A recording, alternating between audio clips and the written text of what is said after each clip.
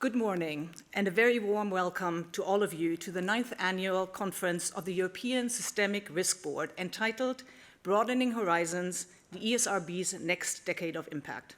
I'm Connie Lotze from ECB Communications. We have an exciting day ahead of us with a versatile program.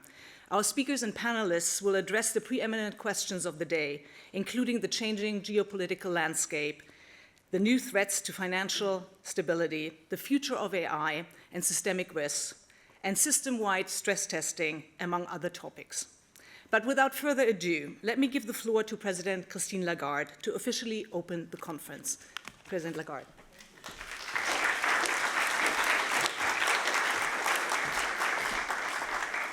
Thank you very much, Connie, and good morning to all of you. And welcome to the 9th Annual Conference of the European Systemic Risk Board, the ESRB. I hope you all had a good summer. As to me, I did my fair share of scuba diving. And what I would like to do, if you allow me, is to take you underwater. So imagine you're embarking on a submarine. Submarines rely on sonar to navigate unseen depth and detect hidden dangers. For anyone who's been underwater, you would know that the oceans are never silent. It is filled with shifting currents, marine life, the sounds of dolphins and whales, and more so now, human noise. And in some waters, that background noise has doubled every decade for the past 60 years, making it harder to pick out the signals that really matter. But no matter how unfamiliar the waters are, the technical principles remain the same. And those trained to listen can always discern the echoes of the real danger. Why did I take you on this submarine? Because if you think about it, it is the same with our financial system. We too are navigating waters where the currents are shifting rapidly.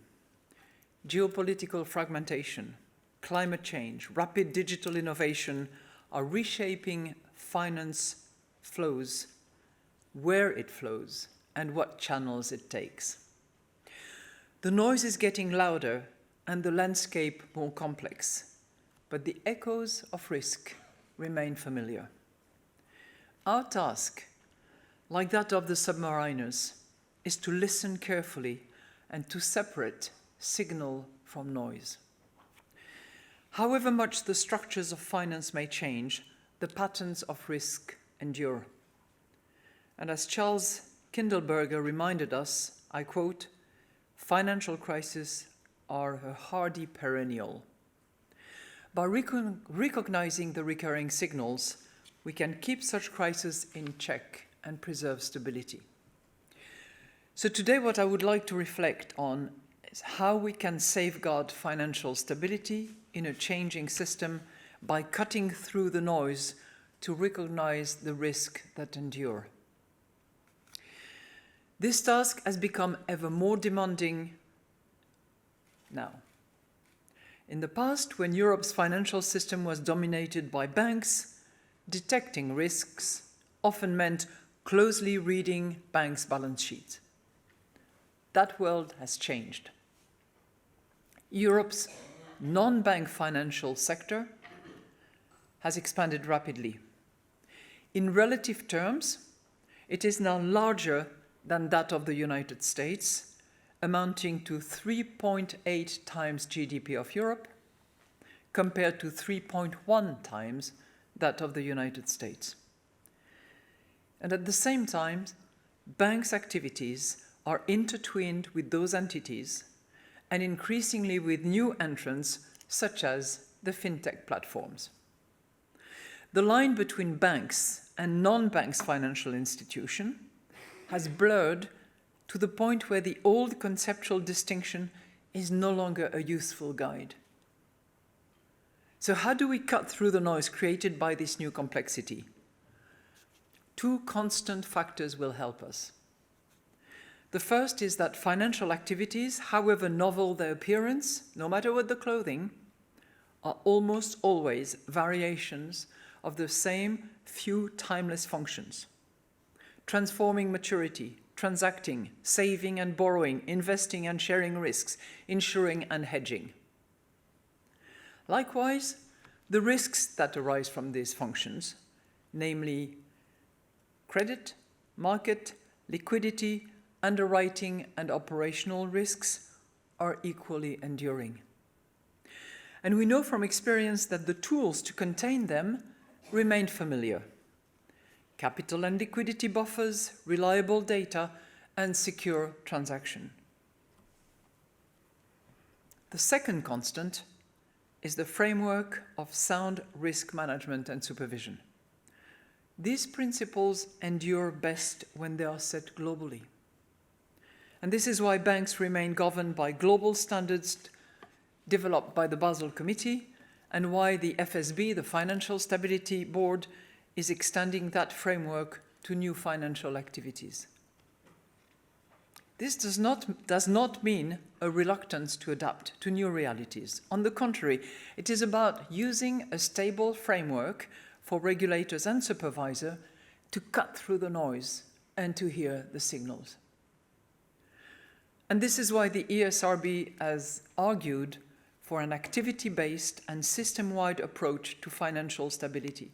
By looking through the outer shell, the clothing, of both traditional and novel financial entities, we can assess the activities and risks that truly matter. And by viewing the system as a whole rather than as a collection of individual firms, we can better understand how risks propagate across these institutions. Now, how does this perspective apply to the new financial entities that are emerging across the financial landscape? Take the crypto asset sector. For example, stablecoins. Stablecoins are issued with the promise of maintaining a stable value against a reference asset. For now, they are used primarily as a bridge to and from the crypto ecosystem and as a tool to facilitate crypto asset trading. But they also aspire to take on more traditional functions, such as serving as a means of exchange. At first sight, these entities, new name, new clothing, new characters, and these activities may seem novel. But we do not need to wait for them to mature to realize that they are reintroducing old risks under new clothes through the back door. The categories of risk they create are not new. They are risks long familiar to supervisors and regulators. The most obvious one is liquidity risk. We know the challenges posed by institutions that invest in risky assets, while at the same time promising investors redemption at short notice and at par. Such entities must mitigate the risks of a run by ensuring that they have sufficient liquidity to meet redemption swiftly. And this is why the ESRB has been sounding the alarm on certain types of money market funds, for example. In the case of stablecoins, the EU's Markets on Crypto Assets regulation, well known as MiCAR, seeks to address this risk in two ways. First, stablecoin issuers must allow EU investors to always redeem their holding at par value. Second, stablecoin issuers must hold a substantial share of reserves in bank deposit. But gaps remain. One example is so-called multi-issuance schemes, where an EU entity and a non-EU entity jointly issue fungible stablecoins. Fungibility not being particularly well defined, if I may say. In such cases, MiCAR requirements do not extend to the non-EU issuers. Jurisdiction is EU, not the long arm. And in the event of a run, investors would naturally prefer to redeem in the jurisdiction where there is the strongest safeguards, which is likely to be the EU, where MiCAR also prohibits redemption fees. Not the case under the Genius Act, for instance. But the reserves held in the EU may not be sufficient to meet such concentrated demand. The risk of liquidity mismanagement across jurisdictions is one that many of you are familiar with because we've seen it before. Banking groups, for example, are already required to ensure that reserves are available in the part of the group where and when they are needed. And this is why requirements such as the net stable funding ratio and liquidity coverage ratio apply at every level of consolidation. Multi-issuance schemes replicate these very same risks with a single entity. We know the dangers, and we do not need to wait for a crisis if we want to prevent them. That is why we must take concrete steps now. European legislation should ensure that such schemes cannot operate in the EU unless they're supported by robust equivalence regimes in other jurisdictions and safeguards relating to the transfer of assets between the EU and non-EU entities, be they headquartered in some island. This also highlights why international cooperation is indispensable. Without a level global playing field, risks will always seek the path of less resistance. So, let me take you back to the submarine. Like all good submariners, you have to go back to the surface. We have to go back to the surface.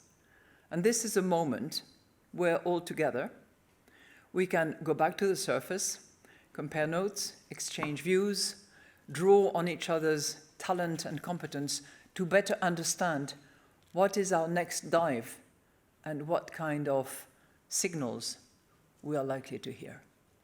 With that, I wish all of you a very good conference, and I encourage you to think about this journey of the submarine and how cutting the noise from the signal is critically important. Thank you so much.